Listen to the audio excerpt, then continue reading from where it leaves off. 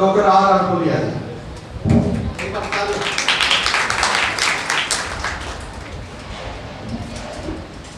सभी महानुभाव जो हमारे निमंत्रण पर यहाँ पहुँचे हैं, प्रोफेसर सुरेंद्र जी, डॉक्टर साहब जगदीश जी और सभी अध्यापकगण जिन्होंने आपके आयोजन में यहाँ पे हिस्सा लिया और हमें सहयोग किया है, जगदीश जी और सभी हमारे मीडिया वाले साथी, तो सभी का बहुत बहुत यहाँ पे धन्यवाद है और आग्रह होगा कि उन्होंने इस कार्यक्रम को सहयोग करके यहाँ सफल बनाया और आप बच्चे सबसे पहले जिनके कारण से ये कार्यक्रम हुआ है उसकी शोभा हुई है और आपके अभिभावक जो आपको साथ लेकर के अपना सारा समय यहाँ धूप में बैठते हैं गर्मी में, आजकल मौसम भी खराब है तो इसलिए मैं आपसे लंबी वार्ता नहीं करूँगा। मैंने अपनी बात बीच में कही दी है जो कहनी होती है। एक बात आपसे पूछ लेता हूँ, तो एक तो ये मैं पूछना चाह रहा हूँ कि आप समय के विषय में बता दें। पिछली बार हमने 10 बजे परीक्षा का समय रखा था, इस बार 9 बजे रखा, तो मैं लगा कि आप में से काफ़ी कम बच्चे उस समय तक पहुँच पाए लेट आए, क्योंकि आप गाँव से आते हो, आपके पास साधन अपने नहीं होते,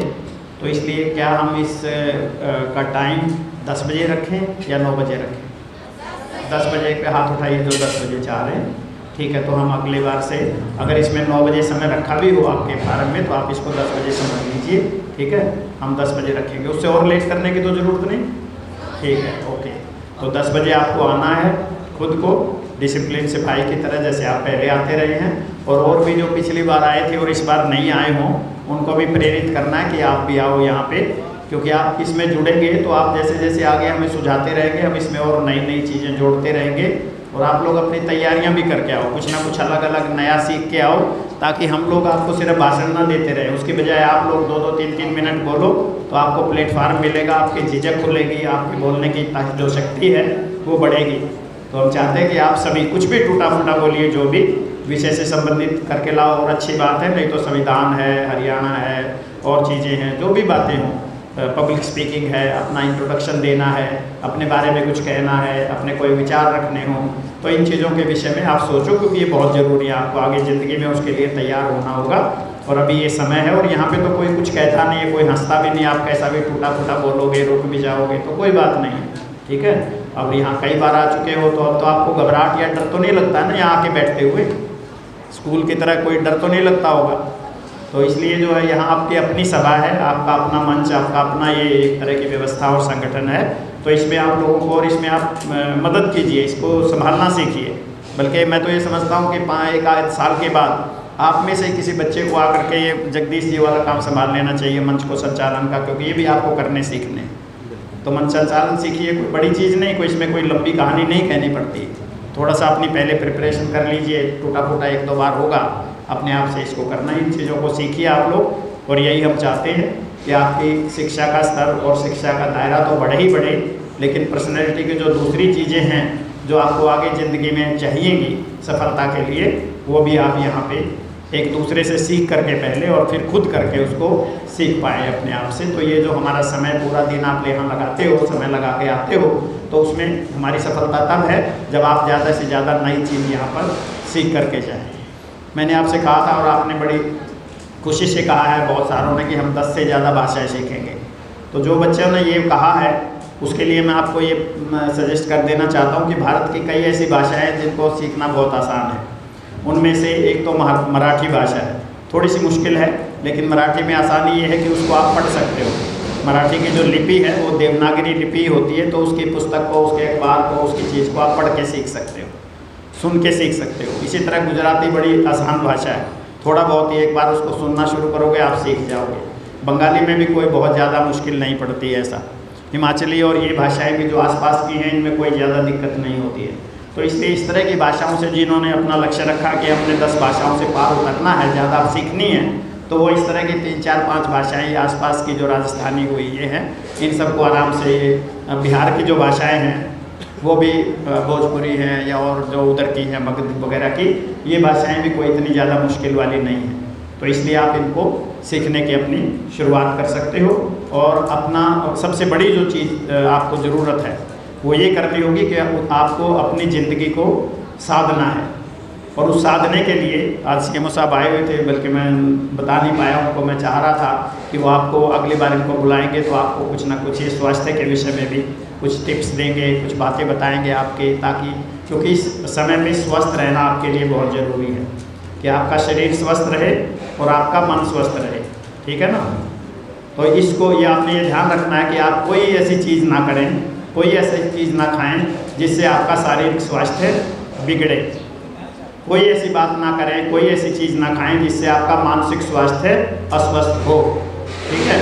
तो आप में से आप कितने लोग इसके प्रति सचेत हैं, कितने लोग इसका ध्यान रखते हैं कि जो आप खाते हो, ये करते हो, आपके मानसिक स्वास्थ्य को, शारीरिक स्वास्थ्य को बिगाड़ तो नहीं रहा।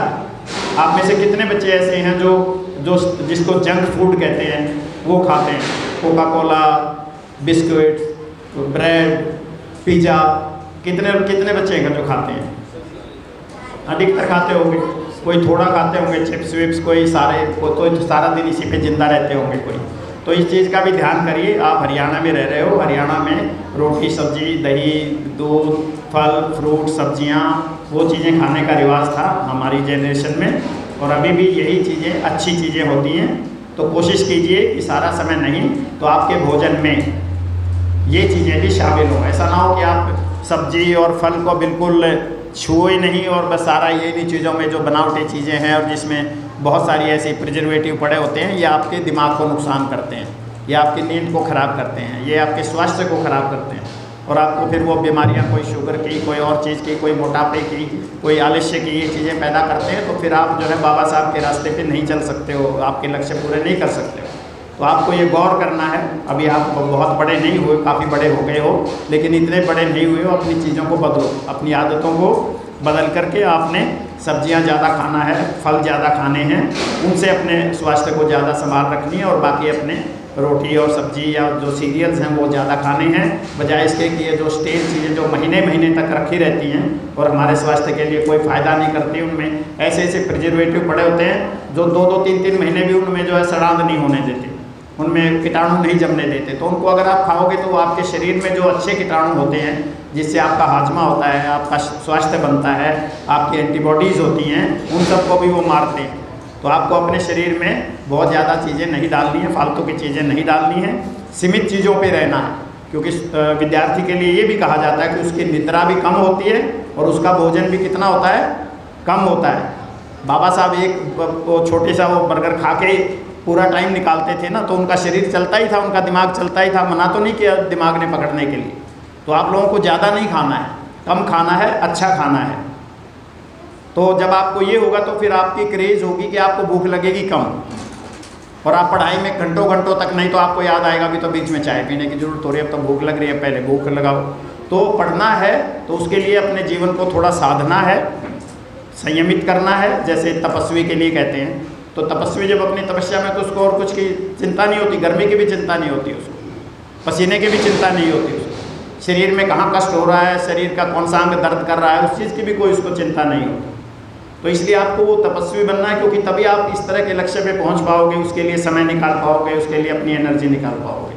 तीसरा, आप लोगों को आज की जो दिक्कत है कि जो मोबाइल फ़ोन है, और इनमें भी खासकर जो गड़बड़ वाली चीज़ें हैं, क्योंकि मोबाइल फ़ोन, नेट और ये जो मीडिया है, ये आपके फ़ायदे की चीज़ें हैं, लेकिन अगर हम उसको अपनी पढ़ाई के उसमें यूज़ नहीं करते, अपनी नई चीज़ें सीखने के लिए, नई बातें, नई प्रेरणाएं लेने की बजाय हम ऐसी चीज़ों को देखते हैं जो हमारे को इधर उधर भटकाती हैं, परेशान करती हैं, गिराती हैं, भटकाव में डालती हैं, हमारे मन को चंचलित करती हैं और हमारे शरीर को नुकसान करती हैं, तो उनसे हमको बचना है।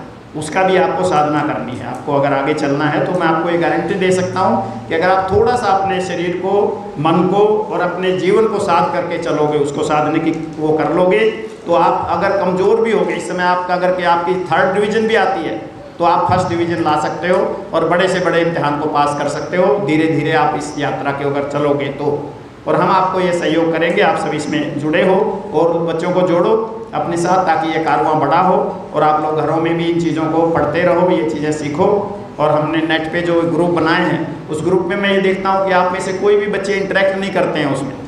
जो ग्रुप बनाया गया है, उस ग्रुप के अंदर आप अपनी बातें पूछिए, हमें बताइए, जो चीज़ें आप यहाँ मुझे बता रहे थे, वो चीज़ें अगर आप ग्रुप में बताओ तो हमें पहले ही पता चल जाएगी आप अंग्रेजी चाहते हो, हिंदी के साथ साथ ये भी चाहते हो, उन चीज़ों को भी डालो। आपके पास कोई अच्छी चीज़ है जो और बच्चों को काम आए, तो उस ग्रुप में आप डालो ताकि दूसरे बच्चे भी उसको सीख सकें, हर एक उसमें शेयर करो। और हम भी कोशिश करेंगे कि उसमें आपको इससे संबंधित चीज़ें, जो विषय है अगले वाला, उससे संबंधित लेक्चर रिकॉर्ड करके डाल दें, क्योंकि जो सिर्फ पढ़ाई करनी होती है शब्दों से, उसमें इतना समझ नहीं आता है कई बार। जो लेक्चर में दी हुई चीज़ होती है, अगर कोई आदमी लाइब्रेरी साइंसेज पे प्रोफेसर साहब लेक्चर करते हैं तो लेक्चर सुन के बच्चा ज़्यादा उसको सीखता है और ज़्यादा दिमाग में जमता है। तो इसलिए हम ये भी कोशिश करेंगे कि आपको बीच बीच में, हमारे पास इंस्टीट्यूट हैं जहाँ पे रिकॉर्डिंग लेक्चर होते हैं, मेरे घर में भी रिकॉर्डिंग की व्यवस्था है, तो हम वहाँ से ये करके, लेकिन आप लोग बिल्कुल ही उसमें एक्टिव नहीं होते तो हमें लगता है कि उसको डालेंगे भी तो उसका कोई फ़ायदा नहीं है। आप लोग तो उसको ना देखते हो, ना कहीं आगे भेजते हो किसी को, ना उसमें से कोई प्रश्न उठाते हो, कोई बात करते हो। तो इसलिए आप लोगों को ये भी करना है ताकि आप बिना आए घर बैठे बैठे भी रोज़ की रोज़ आपको कुछ मिलना चाहिए। रोज़ की रोज़ आपके दिमाग में इस तरह की चीज़ और ये प्रेरणा जानी चाहिए। नहीं 2 महीने के बाद एक बार प्रेरित हुए, फिर जाके घर में जाके फिर वही ठंडे हो गए, फिर 2 महीने के बाद आएंगे, तो ये तो इससे नहीं चल पाएगा। तो आपको रोज़मर्रा में इस चीज़ को लाना है और रोज़ इसके लिए अपनी व्यवस्था बनानी है, इस रास्ते पे चलना है। तो आपको मैं बहुत बहुत धन्यवाद कहना चाहूँगा कि आप जो हमने ये सोचा है, जो मिशन छेड़ा है एक तरह से, और इस मिशन ने बहुत दूर जाना है। जैसे मैंने बताया कि दादरी में अभी आज आपसे ज़्यादा 300 बच्चे वो दे रहे हैं, और हमारा लक्ष्य है कि अगले महीनों में हज़ारों बच्चों को भी हम ये दिलवाएं। ऐसी जगह ढूंढ करके स्कूलों में या वहाँ पे इस तरह के आयोजन करें जहाँ पे आपकी परीक्षा बड़े आराम से जो है हज़ारों बच्चों की भी हो सके। तो हम उस चीज़ पे लगे हैं, आप सब जुड़े रहोगे और आप सभी इसकी व्यवस्थाओं में भी सहयोग करो।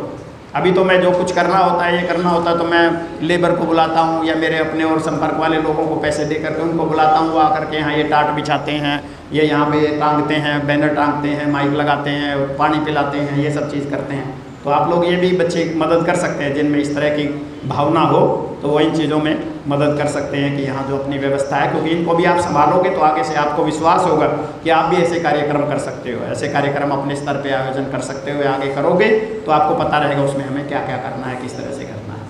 तो आप सबका बहुत बहुत शुक्रिया, आपके अभिभावकों का बहुत शुक्रिया कि वो आपके लिए पैसा लगा रहे हैं, आपको ला रहे हैं सबको, और आपके लिए बहुत बहुत शुभकामनाएं कि आप इस रास्ते पे और आगे चलते रहें और आगे बढ़ते रहें।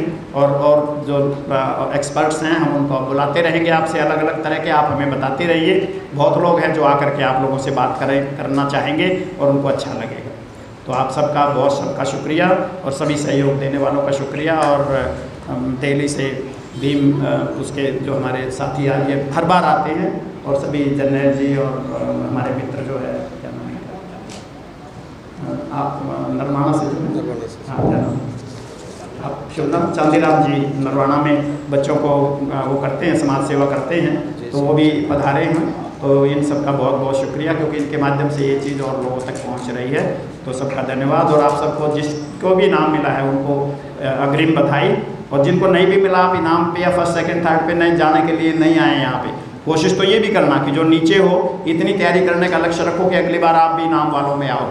हम 10 बच्चों को इनाम देते हैं, फर्स्ट सेकंड थर्ड के अलावा 6-7 और बच्चों को भी इनाम देते हैं, 10 को देते हैं। हम आगे इसको और बढ़ाने की कोशिश करेंगे, और भी तरीके सोचेंगे कि जो आप में से नीचे या 8वीं क्लास वगैरह के बच्चे हों जिनका स्तर कम होता हो, उनके लिए अलग से भी उनके भी 1-2 इनाम की व्यवस्था कर लें आगे करके आगे, और हम देखते रहेंगे अलग बदलाव। लेकिन इससे आपको इनाम ना समझें, आप ये समझें कि आप यहाँ जो आ रहे हैं अपने स्तर को बढ़ाने के लिए आ रहे हैं, नई चीज़ें सीखने के लिए आ रहे हैं यहाँ पे, और अपने जीवन को और अपनी शिक्षा की व्यवस्था को जो है और ज़्यादा बेहतर बनाने के लिए आ रहे हैं, वो आपका इनाम है एक तरह से।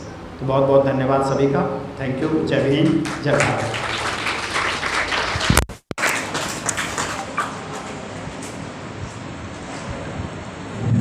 सर का बहुत बहुत आभार। जिनके प्रोग्राम चला और एक सक्सेसफुल प्रोग्राम में कह सकता हूँ, आप सब भी कह सकते हैं। देखिए सर ने आपकी हेल्थ के बारे में बताया, आपके एजुकेशन के बारे में बताया, और आपको बताया कि बेसिक लेवल पर आप क्या करें ताकि आप एक अच्छे नागरिक बन सकें, आप समाज में कुछ बेहतर कार्य कर सकें, आपका नाम आ जाए, आपके पेरेंट्स आपसे खुश हों, आपका नाम उनके मुख पर रहे, आसपास में आपको जाना जाए, गांव में आपको जाना जाए अच्छे कार्यों के लिए। इन्हीं के बातों को लेकर हम यहाँ पर आते हैं अच्छे नागरिक बनने के लिए। गाइस साथियों, जैसे कि आपको बताया रिजल्ट आपका तैयार है और अभी अनाउंस किया जाएगा। सबसे पहले तो मैं धन्यवाद करना चाहता हूँ उन अध्यापकों का जिन्होंने आपके पेपरों की इवैल्यूएशन की, उनकी जांच की। एक बार उनके लिए ज़ोरदार तालियां। मैं उनके नाम बोलना चाहता हूं। डॉक्टर सुरेश पाल जी जो कि सेक्टर 7 से हैं, एक बार उनके लिए ज़ोरदार तालियां।